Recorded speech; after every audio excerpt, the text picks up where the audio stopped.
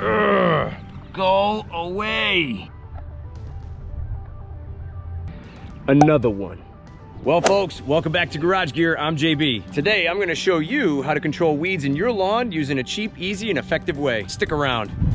Now I don't have a whole lot of weeds in my lawn, and I attribute that to two things. Number one, having a very thick turf. The thicker the turf, the less weeds you'll have, because what it comes down to is competition. If you have a thick turf, your turf is controlling that soil, and it's not allowing any room for weeds to get through. Now, the other thing that I did was I put down a pre-emergent, and that pre-emergent called Barricade actually controls a lot of the weeds and prevents them from breaking through in the first place. And if you're interested in watching that video, that is stage 3 of my lawn care plan, and I'll have that link down in the description below. All right, so before we begin any of this weed spraying business, what you're gonna wanna do is mow your lawn and bag the clippings. So by mowing the lawn, we will actually remove a small portion of the weed, just like so. And this will actually allow our weed killer to penetrate the weed leaf better. Typically when I'm gonna spray for weeds, I do not use my striper. I'll just mow and go. All right, so here we are back at the workbench, ladies and gentlemen, and here we go. Here's what we're gonna use to kill the weeds. We have some Ortho Weed B Gone weed killer. Now, just about any weed killer off the shelf from Home Depot or any other big box store will do you fine, but what you wanna look for are two little things. Look at the ingredient list, and down here it says 2,4-D, and then down here it says dicamba. If you can find those two chemicals in your weed killer, that's what you want. This Ortho Weed B Gone spray is about $10, and I'll have a link down in the description below. Then you want a gallon pump sprayer, and this was about 10 bucks at Home Depot. Make sure that your spray nozzle has the ability to do a wide fan spray. I'm gonna have another link for one down below in the description. Then I have a magic ingredient that we're gonna use to spike our weed killer here, and I'm gonna get to that later, and that's gonna actually help us and make this weed killer stick better to the weed. So stick around for that. One thing I also forgot to mention, ladies and gentlemen, you're gonna wanna have a couple pairs of latex gloves. You're also gonna wanna have long pants on, shoes, and socks.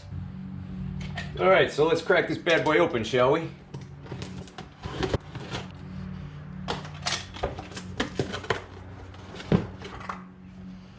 There's your pump. There's your spray nozzle and your gallon container. So now we're gonna take our wand, we're gonna insert it there, we're gonna clamp it down, twist it tight. You wanna make sure that this is snug. I've seen some people put Teflon tape on that, but you know what? These are about 10 bucks. If they break, it's not gonna break the bank. And usually these don't last more than a year or two anyways, from what I've seen. So I just try to get it to the point where it's snug and that this nozzle is straight facing down. All right, so I'm gonna take my tube, stick it in this small side hole here, push it down, and then twist this end tight. You want this tight, you don't want this leaking any air. Then we're gonna take our pump, put this into the top to ensure that we have a good fit here. Yep, that's it.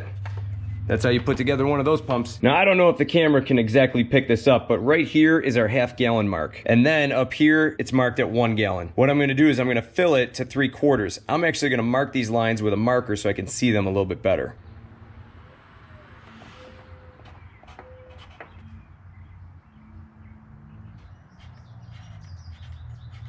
And then right about here is our 3/4 line. Okay folks, so I got my gallon pump sprayer. I'm going to fill it up to the 3/4 line, which I marked earlier, and I'm gonna use one of these little shut-off nozzles. Now these are handy. You do not want the water foaming up later on inside this container. So having this shut-off valve will actually allow me to control the flow out of the hose.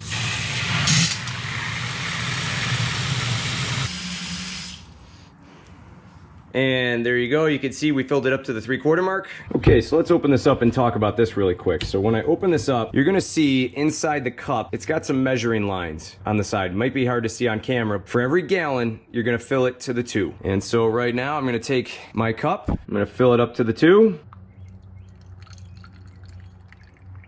And that'll do, and I'm gonna pour this into my gallon container.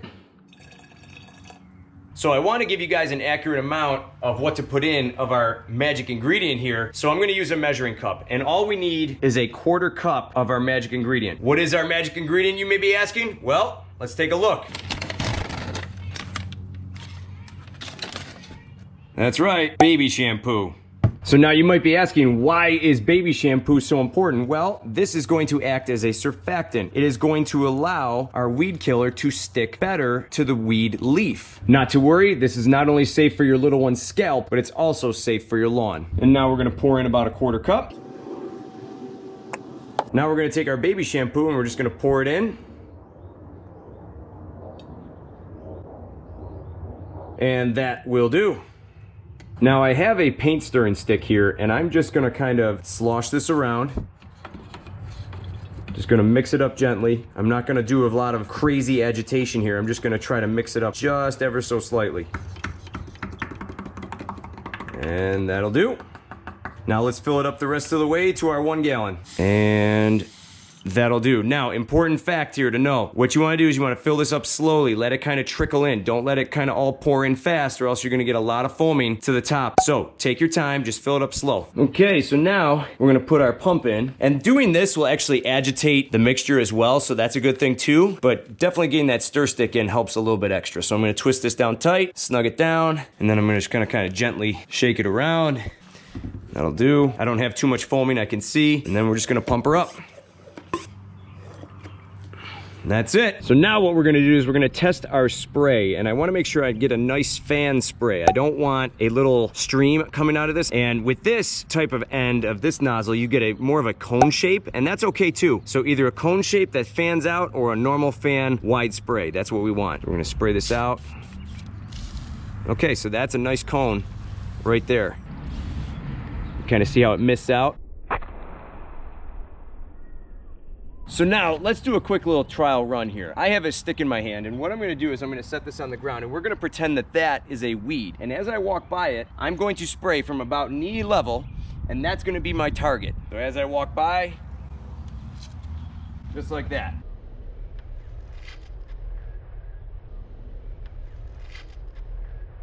You do not wanna do this.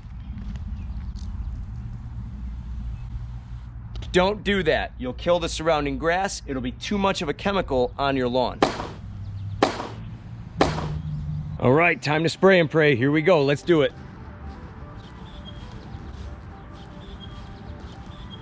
Found another weed here. You see how this weed is close to the curb? That's because there's no competition. Along this edge line, there's no grass for it to fight against to come up. So it found its spot. Typically, the only spots that I see weeds are right along my curb line.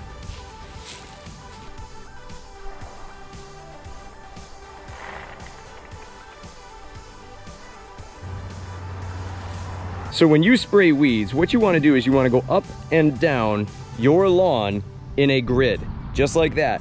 Make sure you cover your entire lawn space. That way you could find every weed that's popping up. You don't want to just randomly go to one spot, spray a weed, randomly go to another spot, spray a weed, because you'll end up missing some other ones along the way. And you can see, even with a fine mist, that we're coating the leaves just the way we need to. That's actually going to penetrate the surface of the weed leaf better and kill it from the inside out. So now, does this weed killer work for most weeds? Yes. Does this weed killer kill every weed? No. Some weeds will require maybe stronger chemicals or a different approach to knock them out. So now, let's say you come back in about a week and this weed is still standing. Maybe it's weakened, maybe it's starting to brown out, but it's still there. You can always spray it again in about a week's time. Let it do its thing. And by the way, that baby shampoo makes the lawn smell great. Now, some people out there may say, why don't you use Scott's Weed and Feed? It has weed control in it. That is true, but think about it. When you use that product, you're actually spreading weed control over your entire lawn. And if you have pets, I don't see that as very safe. This is a good alternative because we're only spraying weeds where weeds may be. The rest of the organic fertilizers that I use help thicken the lawn. And that, ladies and gentlemen, is the best way to prevent weeds. So keep pets and people off those spots that you just sprayed for the next 2 hours. You also do not want to spray for weeds if there's rain in your forecast for the next 24 hours.